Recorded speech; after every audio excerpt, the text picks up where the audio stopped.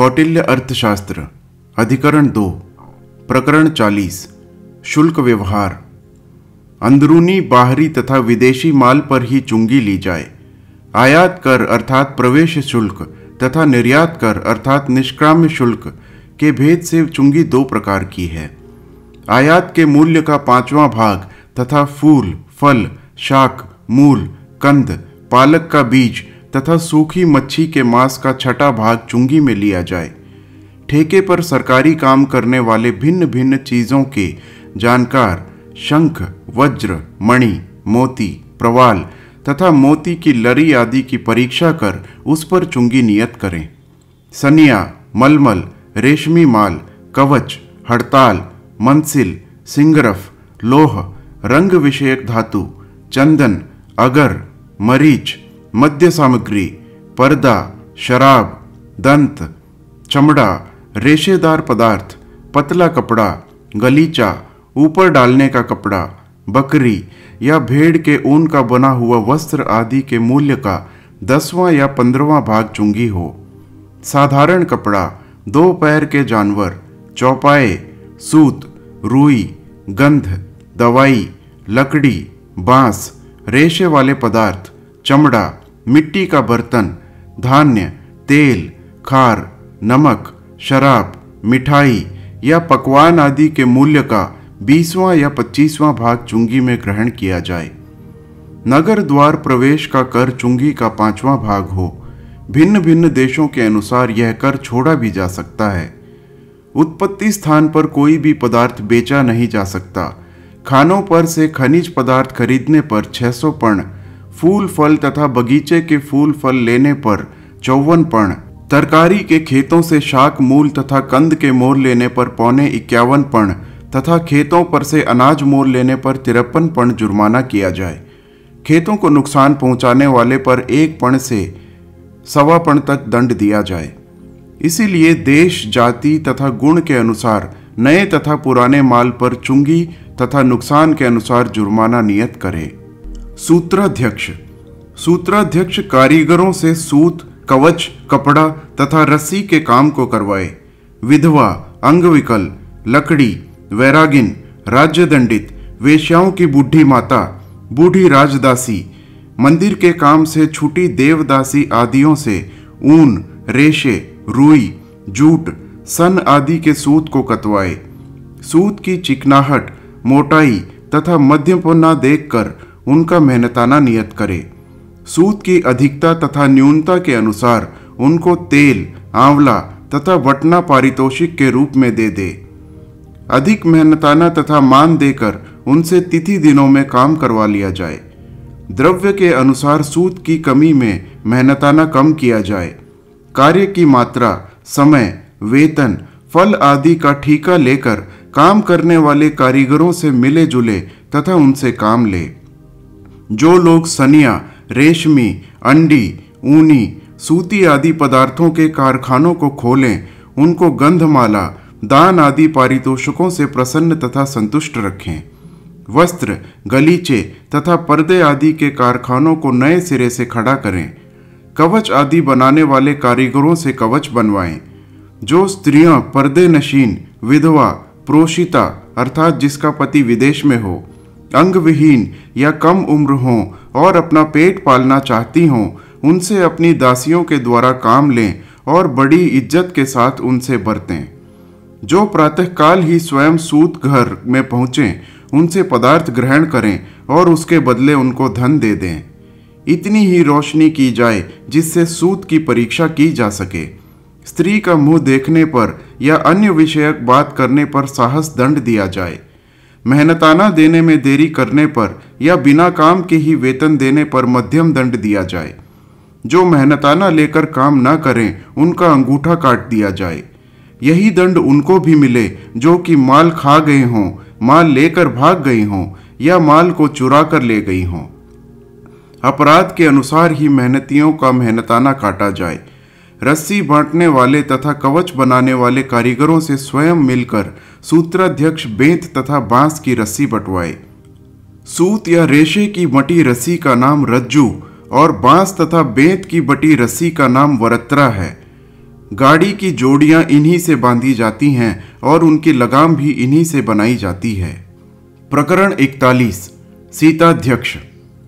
सीताध्यक्ष अर्थात कृषि का अध्यक्ष या प्रबंधकर्ता कृषि विज्ञान, गुल्म शास्त्र अर्थात झाड़ियों की विद्या, वृक्ष विद्या तथा आयुर्वेद में पांडित्य प्राप्त कर या उन लोगों से मैत्री कर जो इन विद्याओं में पंडित हैं, धान्य, फूल, फल, शाक, कंद, मूल, पालक, सन, जूट, कपास, बीज आदि समय पर इकट्ठा करे। बहुत हलों से जोती हुई भूमि पर दास, कर्मकर, अपराधी आदियों से बीज डलवाए और हल, कृषि संबंधी उपकरण तथा बैल उनको अपनी ओर से दे तथा काम हो जाने पर लौट आले। तरखान अर्थात करमार, खटिक अर्थात कुट्टाक, तेली, रस्सी बटने वाले, बहेरिए लोगों से उनको सहायता पहुंचाए। यदि काम ठीक से ना हो तो उनसे हर्जाना वसूल किया जाए। जांगलिक देशों में 16 द्रोण, दलदल वाले देशों में 24 द्रोण, अश्मक देशों में 13.5 द्रोण, उज्जैनी में 23 द्रोण, अपरांत में अपरिमित और हिमालय की तराई में इतनी अधिक वृष्टि होती है कि खेती को छोटी छोटी नहरों से ही लोग सींचते हैं। वर्षा ऋतु के आदि अंत में 1/3 और बीच में 2/3 वृष्टि होती है। बृहस्पति के स्थान गमन, गर्भाधानादियों से, शुक्र के उदय, अस्त तथा गमन से और सूर्य के स्वरूप में विकार होने से वृष्टि का अनुमान किया जा सकता है और सूर्य से बीज पड़ता है। बृहस्पति से सस्य में डंठल आता है, शुक्र से वृष्टि होती है। जब 3 बादल ऐसे आएं जो कि 7 दिन तक लगातार बरसें, 80 बादल ऐसे आएं जो कि बूंद बूंद कर बरसें और 60 बादल ऐसे हों जो कि बदली के रूप में धूप के साथ रहें, तब 3 बार खेत जोतने तथा बोने पर अनाज का होना पक्का समझना चाहिए। वृष्टि का हालत देखकर ही खेत में कम पानी लेने वाला या अधिक पानी लेने वाला बीज डाला जाए। साठी साधारण चावल, कोदों का धान, तिल, कंगनी या काकुन चना तथा मोट वृष्टि के आरंभ में, मूंग, उड़द तथा शैव्य बीच में और कुसुम्बा, मसूर, कुल्थी, जौ, गेहूं, चना, अलसी तथा सरसों पीछे बोए जाते हैं। ऋतु देखकर ही बीज डाला जाए। अर्धसीरी लोग खाली पड़े खेतों को जोतें और बोएं। अपनी मेहनत से पैदा करने वाले उपज का 4वां या 5वां भाग दें, बशर्ते पानी लाने में बहुत तकलीफ न पहुंची हो। जिन खेतों को हाथ से पानी भरकर सींचा जाता है उनसे 1/5 भाग, जिनको बहंगी के पानी से सींचा जाता है उनसे 1/4 भाग, जिनमें सोते या अरहट का पानी लगता है उनसे 1/3 भाग तथा जिनमें नदी, ताल या कुएं का पानी पड़ता है उनसे 1/4 भाग उपज का लिया जाए। मेहनती मजदूर तथा पानी का ख्याल करके गर्मी, सर्दी तथा वसंत का अनाज बोया जाए। चावल आदि उत्तम, तरकारी आदि मध्यम और ईख निकृष्ट गिना जाता है। ईख बोने में बहुत सी तकलीफ झेलनी पड़ती है और व्यय भी अधिक होता है।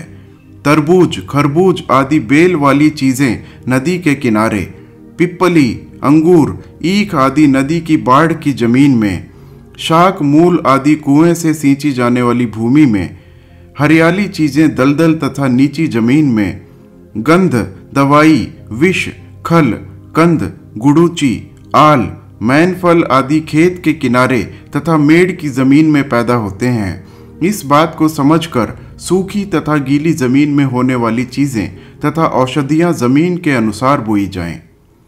बोने से पहले धान के बीजों को 7 रात तक ओस तथा धूप में, दाल आदि कोशी धान को 3 रात तक पाले में तथा धाम में, कांड बीजों अर्थात जिनकी शाखा लगती हों को शहद, घी, सूअर की चर्बी से युक्त खाद में, उनके ऊपरले भाग में मधु तथा घी का लेप तथा कपास के बिये या बिनौले में गोबर का लेप करके खेतों तथा क्यारियों में पेड़ों के बीजों को जलाए हुए तथा गोबर तथा गौ की हड्डी की खाद से परिपूर्ण गड्ढों में डाला जाए। अंकुर निकलने पर उनको सूखी कछू मच्छी की खाद तथा हयूर के दूध से सींचा जाए। सांप की किचुली तथा बिनौला एक साथ मिलाकर जलाने से जो धुआं निकलता है उसमें सांप नहीं ठहरते। सभी प्रकार के बीजों के शुरू में बोने से पहले सोना तथा पानी लेकर इस मंत्र को पढ़कर खेत में डालें। प्रजापति कश्यप तथा देवताओं को नमस्कार है। देवी सीता कृपा कर बीजों तथा धनों की वृद्धि करें। रखवालों, ग्वालों, दासों तथा मजदूरों को काम के अनुसार भत्ता मिले और साथ ही उनको 1.25 महीना वेतन दिया जाए। कारीगरों का मेहनताना तथा भत्ता काम के अनुसार नियत किया जाए। क्षोत्रिय तथा तपस्वी लोग देवताओं पर चढ़ाने के लिए पेड़ों के नीचे गिरे हुए फूल फल तथा आग्रहण नामक यक्ष के लिए चावल तथा जौ डालें। अवशिष्ट वृत्ति तथा उच्च वृत्ति अर्थात वह मनुष्य जो कि खेत में बिखरे रह गए धान पर निर्वाह करते हों के लोग बिखरे हुए धान को ग्रहण करें। अनाज आदि ज्यों ज्यों पकता जाए त्यों त्यों उसको इकट्ठा कर लिया जाए। बुद्धिमान मनुष्य को चाहिए कि खेत में एक दाना भी ना छोड़े। खेतों की मेड़ें चौड़ी तथा ऊंची हों और दूर दूर पर बनाई जाएं। वह ऊपर से चपटी होनी चाहिए जिससे उन पर मनुष्य चल सके। मंडल के अंत में बहुत से खलियान बनाए जाएं।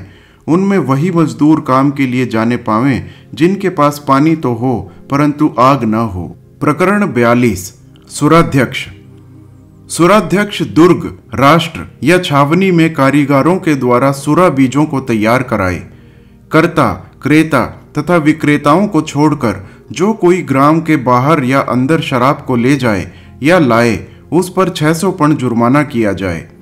विक्रय तथा क्रय को देखकर शराब के भट्टे एक स्थान पर एक या अनेक लगवाए जाएं। श्रमी निर्दिष्ट काम में प्रमाद न करें। आर्य मर्यादा का भंग न करें।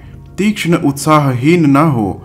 इस कारण लोगों के चरित्र तथा आचार को देखकर छिंटाक, आध पाव तथा आध सेर से अधिक शराब किसी को भी न दी जाए। जो इधर उधर ना जाएं, उनको शराब खाने में ही शराब पिलाई जाए।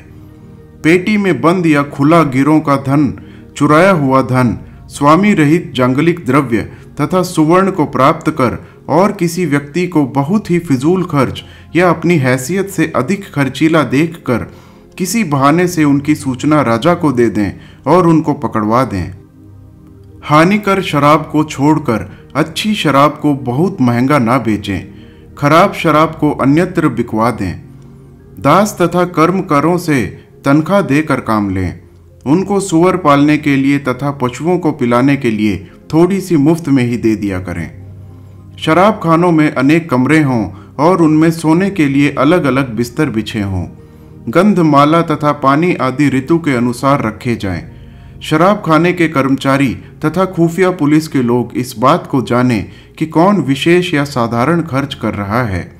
सोए हुए तथा बेहोश हुए शराब खरीदने वालों के गहने, कपड़े तथा संपत्ति का ज्ञान प्राप्त किया जाए। यदि किसी की कुछ भी चीज नुकसान हो जाए तो शराब के दुकानदारी पर उतना ही जुर्माना किया जाए। शराब बेचने वाले भिन्न भिन्न कमरों में खूबसूरत वेश्याओं को भेजें और बाहर के आए हुए विदेशियों तथा बेहोश या सोए हुए आर्यों के दिली हाल का उनसे पता लगवाएं। शराब के 1 मेदक, 2 प्रसन्न, 3 आसव, 4 अरिष्ट, 5 मैरेय तथा 6 मधु आदि के 6 भेद हैं। मेदक: 1 द्रोण पानी, आधा आड़क चावल तथा 3 प्रस्थ सुरा बीज के योग से मेदक नामक शराब तैयार होती है। प्रसन्न: 12 आड़क पिसा चावल, 5 प्रस्थ सुरा बीज, पुत्रक, दाल, चीनी तथा अन्य मसालों के योग से प्रसन्न नामक शराब बनाई जाती है। आसव: आसव में 100 पल कैथा, 500 पल राब, 1 प्रस्थ मधु पड़ती है। सभी चीजें 1/4 बढ़ाने पर उत्तम और 1/4 कम करने पर निकृष्ट समझी जाती हैं। अरिष्ट: प्रत्येक चीजों का अरिष्ट चिकित्सकों के अनुसार ही बनाया जाए। मैरेय: मैरेय में मेढ़ा सिंघी तथा दालचीनी का काथ, मिर्च, पीपल, त्रिफला तथा मसालों से युक्त गुड़ पड़ता है। जिसमें गुड़ पड़ता हो उसमें त्रिफला अवश्य ही पड़े। मधु: मुनक्के तथा आबजोश के रस का नाम ही मधु है। जिन जिन देशों में यह बनती है उनके नाम पर ही इनका कापिशायन या हार हुरक नाम है। सुरा बीज का तात्पर्य 1 द्रोण कच्ची या पक्की धोई की दाल, 3 भाग अधिक चावल, 1 कर्श ईख आदि की जड़ से है। मेदक में पाढ़ा, पठानी लाध, तुंदुर, पत्थर फूल, शहद, मुरवा, प्रियंगु फूल, दारू हरदी मरीच तथा पिप्पली आदि 5 कर्ष भर पड़े। मुलाठी का काढ़ा, शक्कर, हल्दी आदि मसाला प्रसन्ना में पड़ता है। आसव में दालचीनी, चीता, बाय बिडंग, गज पीपल आदि 1-1 कर्ष और सुपारी, मुलहठी, नागरमोथा, पठानी लोद आदि 2-2 कर्ष डाली जाती है। इनका 10वां हिस्सा सुरा बीज होना चाहिए। श्वेत सुरा में प्रसन्ना के ही मसाले पड़ते हैं। आम की शराब आम के रस के विशेष रूप में पड़ने से या सुरा बीज के नियत अनुपान में डालने से महासुरा या संभारी की नाम से पुकारी जाती है। इनमें ईख की जड़, पलाश, पत्तर, मेड़ा सिंघी, दूधी वृक्ष के कषाय में शक्कर की चाशनी बनाकर आर उसमें इंद्र, जब देवदारू, हल्दी, कमल, सौंफ, चिचिड़ा, धितवन, नींब, पठानी लोथ, चीता, बाइडिंग, पाढ़ा, स्पोता आदि को पानी के साथ महीन पीस कर मुट्ठी भर डाला जाए। घड़े पर बनाई गई ऐसी शराब राजाओं के पीने के योग्य होती है। इसमें रस की वृद्धि के लिए 5 पल राब डालनी चाहिए। घरेलू कामों में श्वेत सुरा और औषधि में अरिष्ट का प्रयोग करना चाहिए अथवा उस समय जो मिल जाए उसी को काम में ले आना चाहिए। उत्सव, समाज तथा यात्रा में 4 दिन तक सौरिक दिया जाए। जो लोग ऐसे समयों में राजाज्ञा से शराब बनाएं, उनसे दैनिक राज्य कर अत्यय ग्रहण किया जाए। स्त्रियां तथा बच्चे शुरा बीजों का ग्रहण करें। बेसरकारी माल पर 5 सैकड़ा चुंगी ली जाए। सुरा का मेदक, अरिष्ट, महुआ, खटाई, शराब आदि के संबंध में दैनिक विक्रय, तोल माप के भेद से प्राप्त आय, ब्याजी तथा राज्य भाग को ग्रहण कर उचित बातों को किया जाए। हर हर महादेव।